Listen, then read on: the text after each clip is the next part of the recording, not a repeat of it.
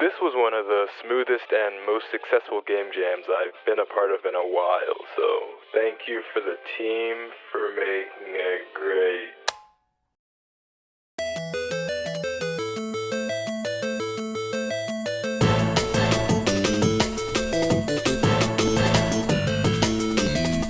Welcome to the GMTK Game Jam 2024, the largest game jam ever, and one I was not really looking forward to.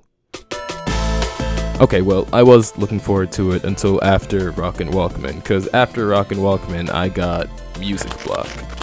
I was not able to create anything good despite feeling like I needed to create or wanted to, and was generally just burnt out on music making for the time being.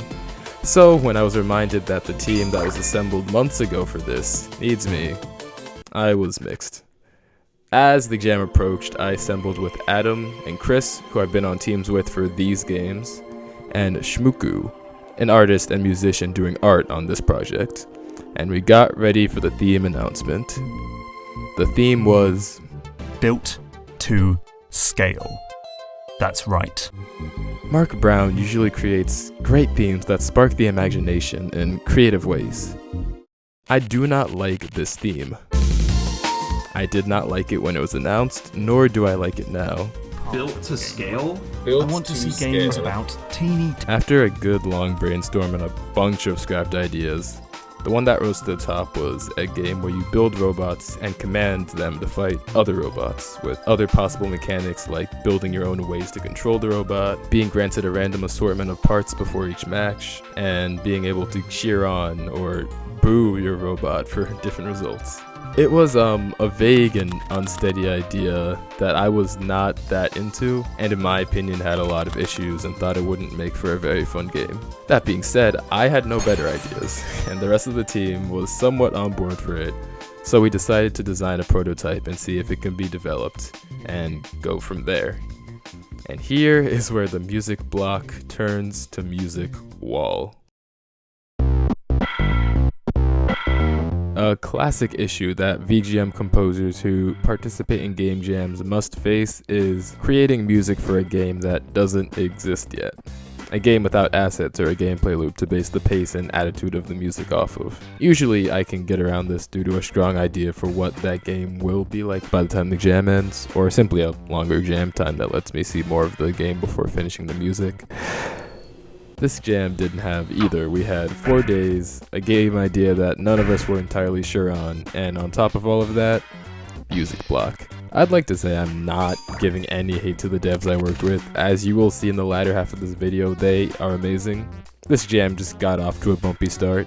For this period of the jam, I decided to do the classic musical technique of spray and pray, working on several ideas and praying one of them would just magically sound good or conveniently match the game once it's finished.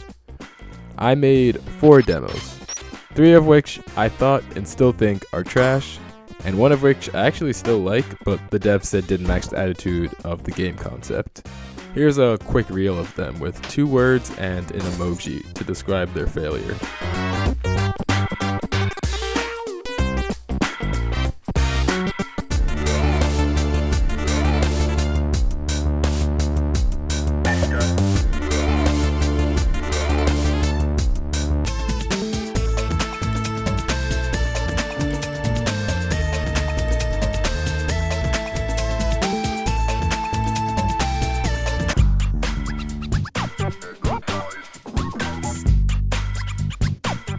After about a day and a half or so of brainstorming and working on this game's prototype, we decided to scrap it and start anew, which was faced with reluctance by some, joy by others, and grief by some.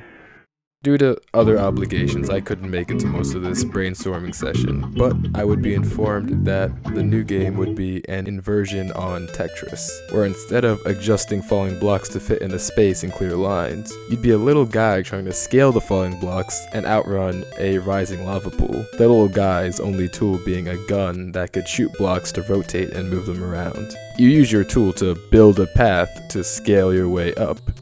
The subscribe button. A simpler and clearer idea was exactly what we needed, but unfortunately we had spent the first 2 days of the jam prototyping the first game and brainstorming for this next one, so we would only have 2 days to actually create this Tetris vertical platformer.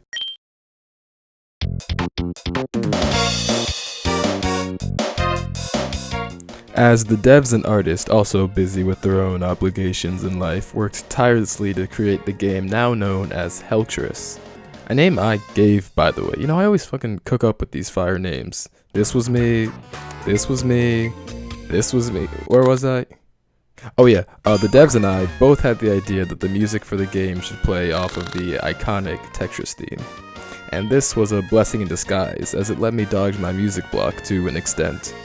Instead of having to be creative and actually craft my own melodies, I could just bum off the Tetris theme in some way. My first idea was to sample a part of the original Tetris theme to make a drum and bass song.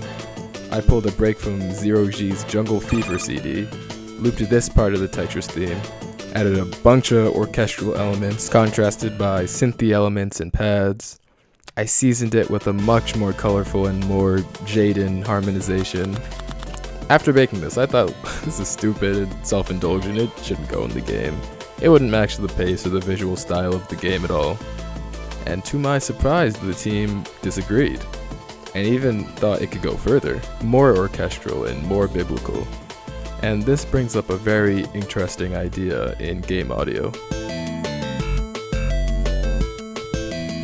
I've always been very gameplay first. That's not to say I hate stories or world building or atmosphere. There are plenty of games I adore whose atmosphere and world building is one of my favorite aspects, but to me, gameplay is king. This bleeds into how I approach being on a game dev team.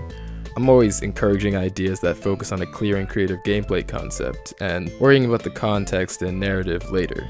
So when the team liked the Tetris DMB with the reasoning of, this is a game where you're cast out of heaven and pursued by the devil in hell, God is pushing you down and the devil is chasing you up, it challenged my idea of gameplay being king. To me, this type of song does not match the gameplay at all. This would be better for a 3D fast-paced action game, rather than a more methodical vertical platformer. Should I adhere to the severe context of the game or the less severe gameplay? Like any question, the answer to this one is a mix of both, and is a case-by-case basis. But at the time, my mind was still firmly in the gameplay is king camp, so I started on another song, maybe in spite of what my team may have wanted. Sorry about that, guys. This song was based on the Tetris theme in retrograde. Putting a melody in retrograde is basically playing it in reverse, reversing the order of the notes to play from the end to the beginning. For example, here is the Tetris melody forwards,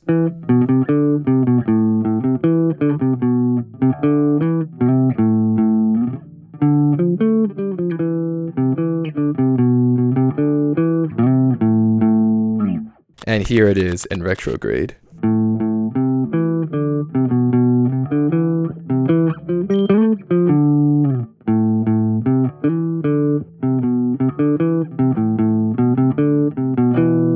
It was hard to get the song to really work and sound good, but after a lot of trial and error, Music Blog trying its best to pull me down to hell right next to the main character, I got something. This song focuses on a reharmonization of the Tetris theme in retrograde, and a dynamic arrangement that repeats the main theme, but in different ways. I'd also include some orchestral and more severe elements to match the context. Most of the chip sounds are from Chip Sounds by Plogue, the slap bass is from Mother 3, piano from Diamond and Pearl, the biddy drums are also from Chip Sounds, and I added some strings and real sounding drum kits to blast it out of Retroland. We'd end up going with this one as it sounded more original while still being Tetris-esque. Sorry, Tetris DNB, you made for great background music, and I still think you're very funny. The rest of the music would also reference aspects of the Tetris theme, the sparse title theme playing bits of the Tetris melody echoing over atmospheric harmonies, and the loose theme playing the first bar of the Tetris melody very slowly on chimes over a pedal tone. The sound effects are probably my favorite part of this project. While my music skills may have felt off, my SFX skills were still on point and begging to be tested and developed. Here are some of my favorite sound effects. My audio integration skills would also be developed further by this project, though we wouldn't be able to integrate all of the audio as I would have liked it in the time we had, something remedied in a post-jam version of the game. There was still one hurdle remaining for me in the audio department. Within these 2 days, the artist managed to not only make all the stellar assets for the game, but also create a 2-minute long opening cinematic, wordlessly outlining the story of the game. And to me, this cinematic demanded audio, and not just a looping track, but a through-composed piece of music matching the visuals. With less than a day left and the deadline looming very closely, I tasked myself with creating the score to this cutscene. I crunched and I pushed and I ended up making it, and I'm very happy with it. It has a couple of themes associated with characters and moments, and it matches nicely. Unfortunately, we ran into an issue with how to display the cinematic. Rather than playing an MP4 with the timing that the artist created, due to time constraints and Godot constraints, we'd play the frames of the cinematic back in engine, with roughly approximated timings. Unfortunately, I was not fully aware of this issue, and the audio track I'd created with the artist's timings did not fully match up with the in-engine timings we resorted to, leading to the audio of the opening cinematic being desynced with the visuals. With 4 tired and busy boys and little time left, we'd submit the game with about an hour and a half before the deadline.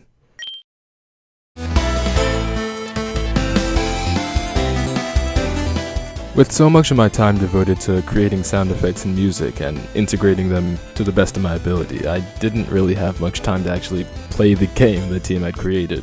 So after the jam, I'd boot up the game and really play and realize why these guys are so cracked. The game came out very fun, with the highlight for me being the feel of the character and the genius addition of a wall jump, leading to creative plays where you wall jump on a block as it falls and shoot and rotate it to gain height.